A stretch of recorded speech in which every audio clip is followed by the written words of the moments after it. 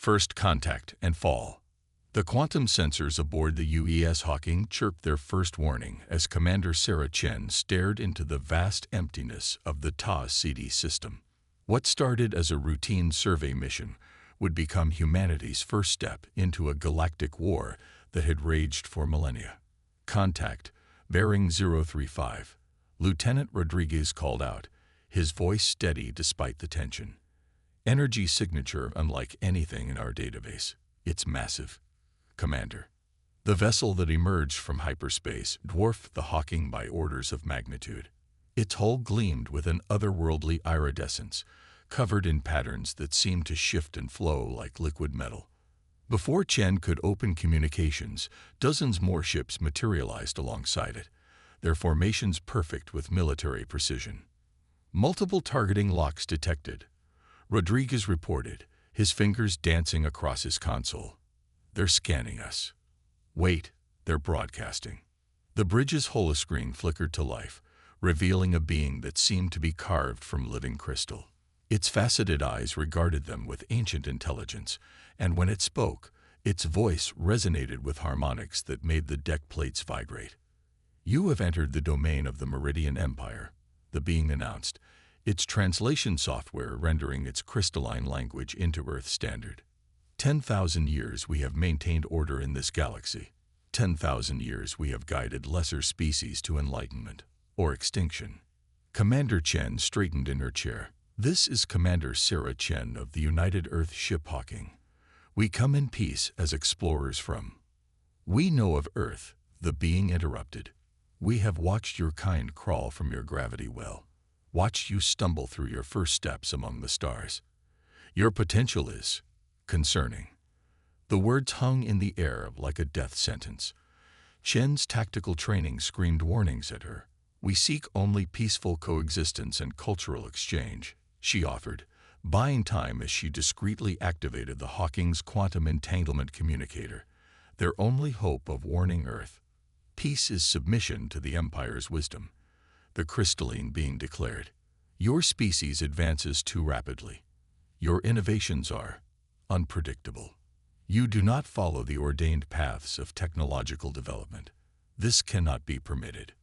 The Meridian ships began to move, their formation shifting like a predatory animal preparing to strike.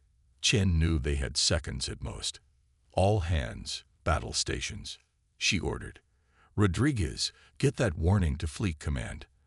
Navigation, plot us a randomized escape vector. The first shot from the Meridian flagship didn't target the Hawking.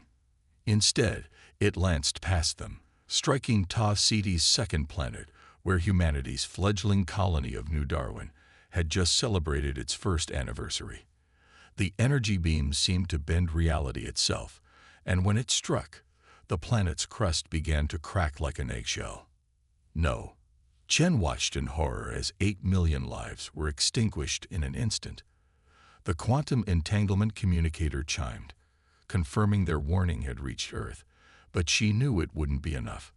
The Meridians had revealed their hand. Humanity would either submit or face extinction. Your species will be given one standard rotation of your planet to consider terms of submission, the crystalline being announced. Attempt to resist, and we will demonstrate our power on your homeworld as we have here. The Hawking sensors recorded everything. The impossible weapons, the shield frequencies, the engine signatures. Every bit of data they could gather might mean survival for the human race. As the Meridian ships disappeared back into hyperspace, Chen turned to her crew, their faces ashen but determined. Plot a course for Earth, she ordered, and get me a direct link to Fleet Admiral Patel. If the Meridians think humanity will bow quietly to extinction, they're about to learn just how wrong they are. On Earth, the response to the Hawking's warning was anything but submission. In hardened bunkers beneath the Olympus Mons colony on Mars, engineers and scientists pored over the sensor data, finding patterns and weaknesses in technology that had dominated the galaxy for 10 millennia. In orbital shipyards above Titan, construction began on humanity's answer to the Meridian threat, a vessel that would change the nature of warfare itself. The Meridians had expected humanity to follow the same patterns as countless species before them, to develop technology in predictable, manageable steps. They didn't understand that humanity's greatest strength was its unpredictability, its ability to take theoretical physics and turn it into weapons of war in mere months instead of centuries. As the deadline approached, Fleet Admiral Patel stood before the United Earth Council, her voice unwavering. The Meridians believe their technology is perfect, unchanging, eternal. But that's their weakness. They haven't truly innovated in thousands of years. They haven't had to. Humanity's greatest advantage isn't our weapons or our ships. It's our ability to adapt, to think in ways they never imagined possible. The council chambers erupted in debate, but Patel's eyes were fixed on the holographic displays, showing the first simulations of Project Behemoth. In less than 24 hours, the Meridian Empire would return, expecting to find a cowed species ready for submission. Instead, they would find humanity united, defiant, and armed with innovations that would shake their 10,000-year empire to its foundations. Project Behemoth. Dr. Maya Patel stood in the observation deck of the Titan shipyards, watching as massive construction drones wove impossible geometries into existence, the vessel taking shape before her defied conventional shipbuilding wisdom, and several laws of physics, just the way she liked it. "The Meridians won't expect this," she said to Captain James Wong, who stood beside her reviewing simulation data. "They've spent 10,000 years perfecting their crystal lattice technology. They'd forgotten how to think outside their own paradigm." The captain nodded, his eyes tracking a swarm of drones as they installed the quantum probability manifolds, technology that had existed only in theoretical papers 3 months ago. "Will it work, Dr. Patel?" "Everything we're betting on. It's all experimental." Maya's fingers traced equations in the air, interacting with her neural interface. "That's exactly why it will work." The Meridians based their entire empire on technological stagnation. They found what worked and stuck to it for millennia. But they never considered that space-time itself could be weaponized. The vessel they were building, officially designated the UES Prometheus, but known to most as Project Behemoth, wasn't just a warship. It was humanity's declaration that the rules of warfare, rules written by the Meridian Empire, no longer applied. Deep in the ship's core, engineers installed the revolutionary quantum void drive. Unlike conventional hyperdrives that tunneled through space-time, the QVD created localized bubbles of probabilistic space. In simulations, it allowed the ship to exist in multiple quantum states simultaneously, effectively being in several places at once until observed. Latest test results from the weapons lab, Lieutenant Sarah Chen announced, joining them at the viewport. Her presence was a reminder of humanity's first devastating contact with the Meridians. She'd been promoted after her actions aboard the Hawking. The phase cannons are exceeding expectations. When coupled with the quantum uncertainty field, they're showing a 98% penetration rate against simulated Meridian shields. Maya allowed herself a small smile. The phase cannons were her personal breakthrough, weapons that fired beams of concentrated quantum probability, bypassing conventional defenses by exploiting the observer effect on a macro scale. The Meridians, with their rigid adherence to crystalline computing and deterministic physics, would have no defense against weapons that functioned on quantum uncertainty. "Time?" Captain Wong asked, his voice tense.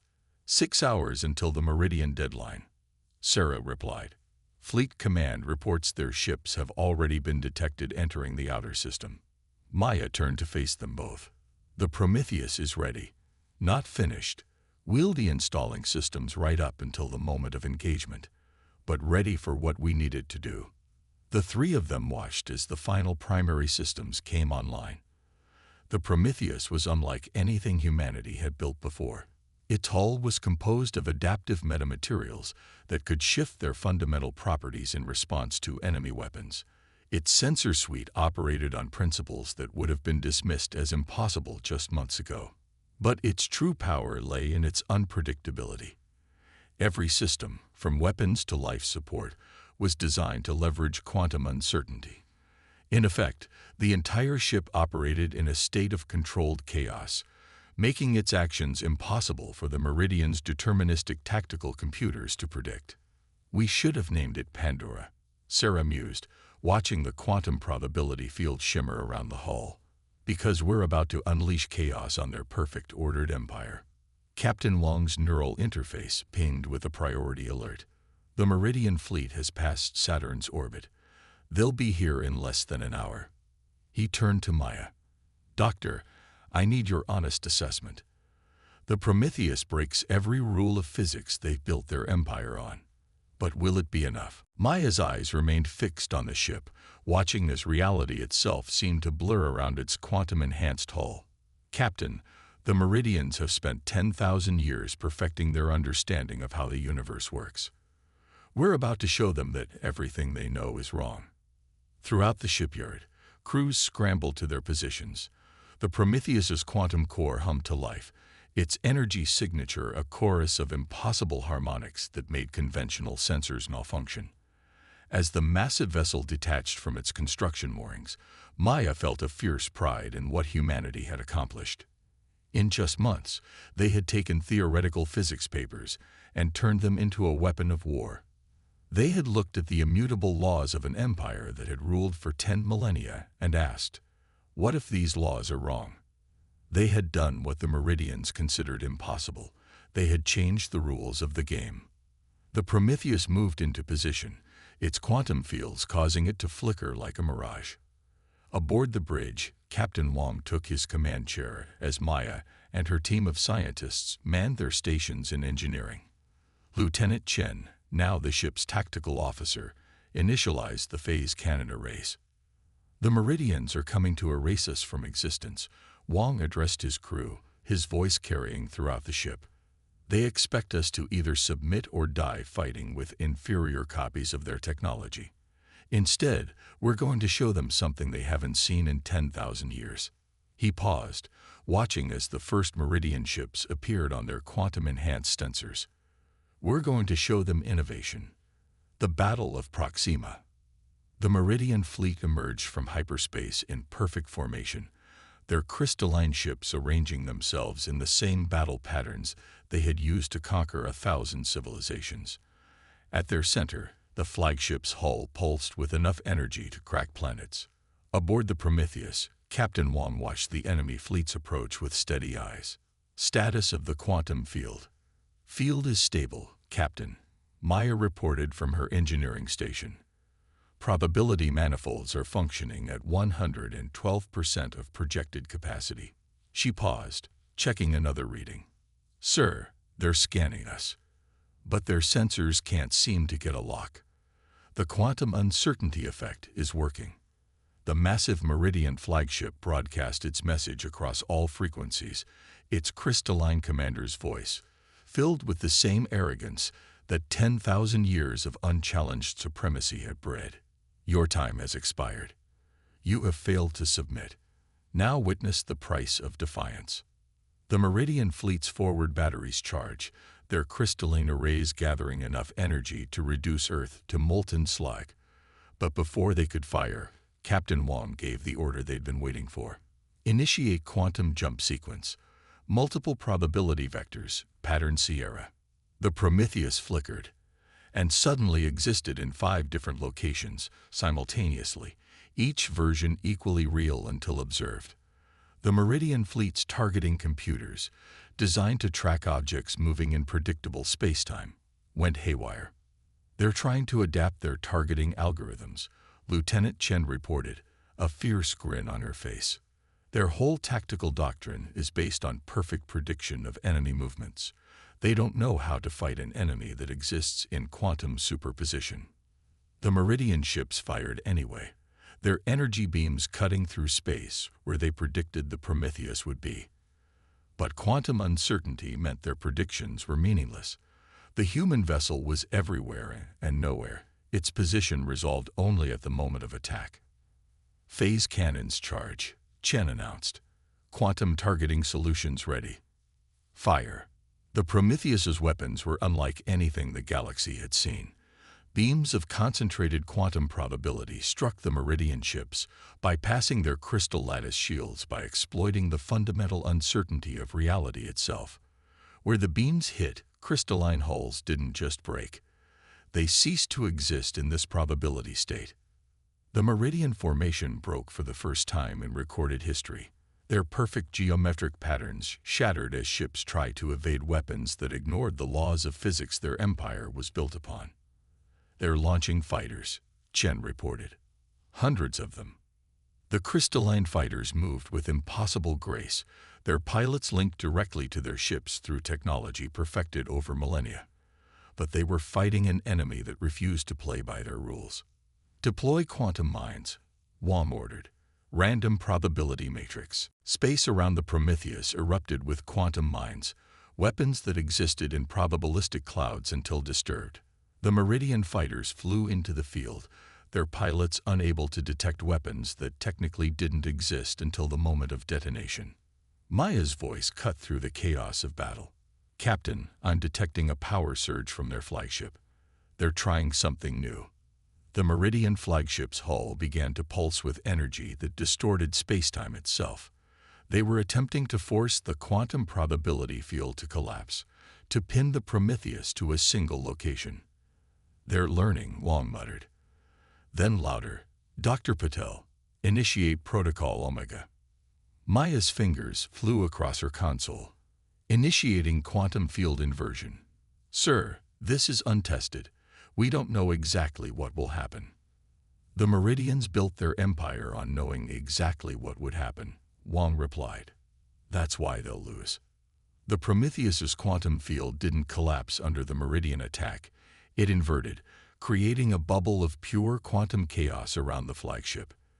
The crystalline vessel's attempt to impose order on quantum uncertainty backfired spectacularly. Reality itself seemed to glitch around it, probability states cascading in impossible patterns. When the quantum storm cleared, the Meridian flagship was gone, shifted into another probability state entirely. The remaining Meridian vessels, faced with weapons and tactics that violated everything they knew about warfare, began to retreat. "They're running," Chen announced, disbelief and triumph mixing in her voice. "The Meridian fleet is actually running." But Maya's expression was serious as she studied her readings. "They'll be back. They'll try to adapt their technology to counter ours, but they're locked into their crystal lattice paradigm. They can't embrace quantum uncertainty the way we have. They'd have to rebuild their entire civilization from the ground up." Captain Wong nodded, watching as the last Meridian ships disappeared into hyperspace. "Then we press our advantage." They thought they could erase humanity from existence. Instead, we've shown them something they haven't seen in 10,000 years. "What's that, sir?" Chen asked. "Fear." Wong turned to face his crew. "Send word to Fleet Command. The Prometheus performed beyond expectations. Tell them to begin construction of the rest of the fleet. It's time to take the fight to the Empire." As the Prometheus set course for Earth, its quantum drive bending probability itself to speed their journey, the crew knew they had just changed the course of galactic history. The Meridian Empire had ruled through perfect prediction and control. Humanity had shown them that the future belonged to those who could embrace uncertainty. The battle for human survival had become a war for the galaxy's soul, order versus chaos, stagnation versus innovation, certainty versus possibility. And humanity had just proved they could win. Turning point. The crystalline spires of New Darwin rose from the rehabilitated surface of humanity's first lost colony. Where the Meridians had brought death, humans had brought resurrection. The planet's restoration was more than a victory. It was a message to the galaxy. Admiral Sarah Chen, newly promoted after the Battle of Proxima, stood at the observation window of humanity's first quantum-enhanced diplomatic facility. Beside her, Dr. Maya Patel worked with holographic displays, showing the spread of what the Meridians were calling the probability plague. Humanity's quantum technology spreading across their perfect empire like cracks in crystal. "The Centauri cluster has declared independence," Maya reported, highlighting a sector of space. The Meridians tried to suppress the uprising with 3 battle groups. All 3 disappeared into probability storms. They're losing their grip and gaining enemies, Sarah added, studying the tactical overlay. Every species they've dominated for millennia is watching. They're seeing that the Empire isn't invincible. The door chimed, admitting Captain Wong, now fleet captain of humanity's growing quantum fleet. The Arcturus delegation has arrived. You won't believe what they've brought us. The Arcturians were one of the oldest species subjugated by the Meridian Empire. Their crystalline bodies were similar to the Meridians, but where the Empire had chosen stagnation, the Arcturians had quietly dreamed of change. In the diplomatic chamber, the Arcturian ambassador's faceted body caught the light as they interfaced with the quantum-enhanced communications array. For 9,000 years, we have hidden our true research from the Empire, they transmitted. We knew the Meridians' perfect crystal lattice technology was a dead end, but we could not break free alone. The ambassador's aide projected a hologram of mathematical equations that made Maya gasp. These are quantum topology theories we've only begun to explore, she whispered. They've been developing them in secret for millennia. We call it the symphony of probability, the ambassador continued.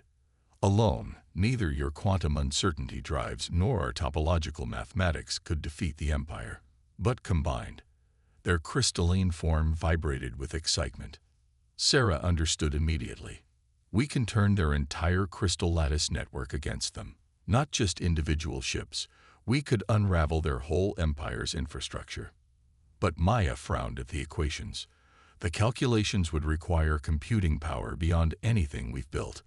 The quantum interactions would be too complex to control. The Arcturian ambassador's crystalline form shimmered with what might have been laughter. That, humans, is where you have taught us the most valuable lesson. Perhaps control is not what we need. Perhaps chaos, properly understood, is more powerful than order. Over the next weeks, ships arrived from across the galaxy. Representatives of species the Meridians had deemed too primitive or too stagnant to be threats. Each brought their own hidden knowledge, technologies developed in secret during millennia of oppression. The Proxima shipyards, now restored and enhanced with quantum technology, became a hub of impossible innovation. The Arcturians' quantum topology merged with human probability drives. The insectoid VIX contributed their organic computing matrices, allowing for calculations that defied conventional physics. The gaseous Helkin shared their mastery of 11-dimensional space. They're all species the Meridians dismissed, Sarah observed, watching the collaborative work from the shipyard's quantum-shifted command center. Written off as conquered, controlled, or irrelevant. The Empire's greatest weakness, Maya agreed. They're so convinced of their superiority that they never imagined their subjects could surpass them. Every species here has spent millennia preparing for this moment, developing technologies the Meridians couldn't even conceive of. Fleet Captain Wong studied the tactical displays showing Meridian fleet movements. The Empire was struggling to maintain control as more systems rebelled, their perfect formations increasingly disrupted by quantum uncertainty weapons they couldn't counter. They're falling back to their core systems, he reported, abandoning outer territories to protect their central worlds. Classic Imperial collapse strategy. But Sarah saw something else in the data. No, they're not just retreating. Look at these energy readings. They're building something in their home system. Something massive. Maya's analysis confirmed it. The Meridians were constructing a vast crystal lattice structure around their star, a last-ditch effort to impose perfect order on an increasingly chaotic galaxy. They're trying to create a probability nullification field, Maya explained, her voice grim. If they succeed, they could suppress quantum uncertainty itself within their sphere of influence. Our advantages would be useless. The Arcturian ambassador's crystalline form pulsed with concern. Then we must strike now, before their weapon is complete. But their home system's defenses are designed to stop conventional attacks, Sarah finished. But what if we don't attack at all? What if we simply introduce uncertainty? Understanding bloomed across Maya's face. The symphony of probability. If we can't destroy their perfect order, we make it destroy itself, the ambassador completed. But the power requirements would be enormous. The calculations would need to be perfect. Sarah looked out at the assembled fleet of former slave species, each ship now enhanced with collaborative quantum technology. Then it's a good thing we're not alone anymore. Send word to all allied forces. We're going to show the Meridians that the future belongs to those who can embrace change. As the quantum-enhanced fleet prepared for its final battle, Sarah reflected on how far they'd come. Humanity had entered the galactic stage, facing extinction. Instead, they had become the catalyst for a revolution that would reshape the galaxy. The Meridian Empire had spent 10,000 years imposing perfect order on the universe. They were about to learn that the universe had other plans. Empire's twilight. The Meridian home system hung in space like a perfect crystal, its star encased in a lattice of impossible geometry. Quantum sensors aboard the Allied fleet ships struggled to maintain focus on the construction. Reality itself seemed to grow more rigid the closer they got to the Empire's final stronghold. Admiral Sarah Chen stood on the Prometheus's bridge, surrounded by representatives of a dozen former slave species. The ship that had first proved humanity's worth now led an armada of vessels incorporating technologies the Meridians had never dreamed possible. Their probability nullification field is at 70% completion, Maya reported from her station, her fingers dancing through quantum-shifted displays. In 6 hours, they'll be able to suppress quantum uncertainty throughout their core systems. Everything we've achieved will be useless here. The Arcturian ambassador's crystalline form pulsed with determination. Then we execute the symphony now, before they can complete their work. Sarah nodded, opening a channel to the entire fleet. All ships begin probability convergence sequence. Remember your training. Precision isn't our goal. Controlled chaos is our weapon. Across the Allied Armada, crews began implementing the combined knowledge of a dozen species. Human quantum drives merged with Arcturian topology matrices. VIX organic computers interfaced with Helkian 11-dimensional calculators. Each ship became a note in a vast symphony of probability. The Meridian Defense Fleet emerged from behind their stellar lattice, their formations as perfect as ever. Their crystalline commander's transmission carried the weight of 10,000 years of absolute certainty. Your quantum tricks end here, insurgents. Observe the true power of order. The stellar lattice pulsed, sending waves of probability nullification cascading outward. Ships at the edge of the Allied fleet felt their quantum systems struggling, reality attempting to lock into single states. But Sarah smiled. You still don't understand. We're not here to fight order with chaos. Maya, begin the symphony. Dr. Patel's hands flew across her console, coordinating with scientists and engineers across the fleet. Symphony initiating. All ships, rotate your quantum fields to harmonic frequency Delta 9. The Allied fleet ships began to move in patterns that seemed random but followed mathematical principles so complex they appeared chaotic. Each vessel's quantum field resonated with its neighbors, building into something greater than the sum of its parts. What are you doing? The Meridian commander demanded as their sensors registered the building quantum resonance. Teaching you to dance, Sarah replied. All ships, Phase 2. Release the probability storms.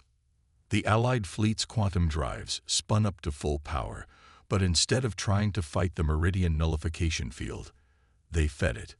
Quantum uncertainty poured into the rigid lattice of Meridian spacetime in carefully calculated waves. Their nullification field is trying to impose order on our quantum effects, Maya reported. Exactly as predicted. The strain on their lattice is building. The Meridian stellar construction began to pulse with energy as it fought to suppress the cascade of quantum probability. But the Allies weren't fighting against order. They were feeding it probability faster than it could be nullified, forcing the lattice to work harder and harder. Symphony reaching crescendo, the Arcturian ambassador announced. Quantum topology matrices at maximum output. Sarah watched as reality itself seemed to shiver around the Meridian star. Their perfect lattice, designed to impose absolute order, was being forced to process more and more quantum uncertainty. Like a crystal exposed to resonant frequencies, it began to crack. "You'll destroy everything." The Meridian commander's transmission was frantic now. "Without perfect order, civilization cannot exist." "Order and chaos aren't enemies," Sarah responded. "They're partners in a dance that's as old as the universe. You just forgot how to let go and dance." The symphony reached its peak. 1,000 ships, using technology developed in secret over millennia of oppression, poured quantum probability into the Meridian's perfect system. Their stellar lattice, trying to impose order on an exponentially increasing wave of uncertainty, finally shattered. Reality itself seemed to hiccup as the nullification field collapsed.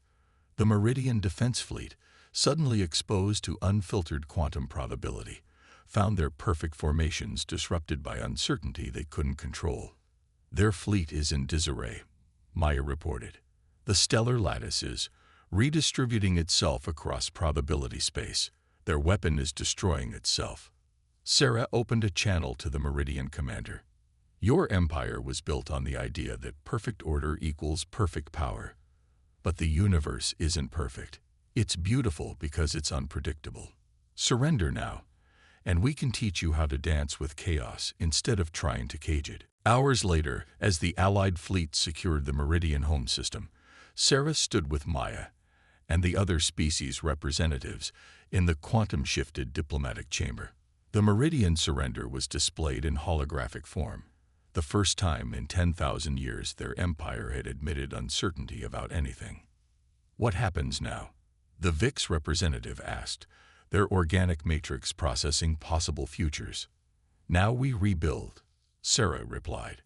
"Not an empire of perfect order, but a federation of infinite possibility." The Meridians tried to force the galaxy to march in step. "We'll teach it to dance instead." Maya smiled, watching quantum probability patterns dance across her displays. "And this time, everyone gets to help choose the music." As the Allied fleet began the work of dismantling 10,000 years of enforced stagnation, the Prometheus's quantum drive hummed with possibilities. Humanity had entered the galactic stage facing extinction. Instead, they had become the catalyst that freed the galaxy from the prison of perfect order. The future was uncertain, and that was exactly how it should be.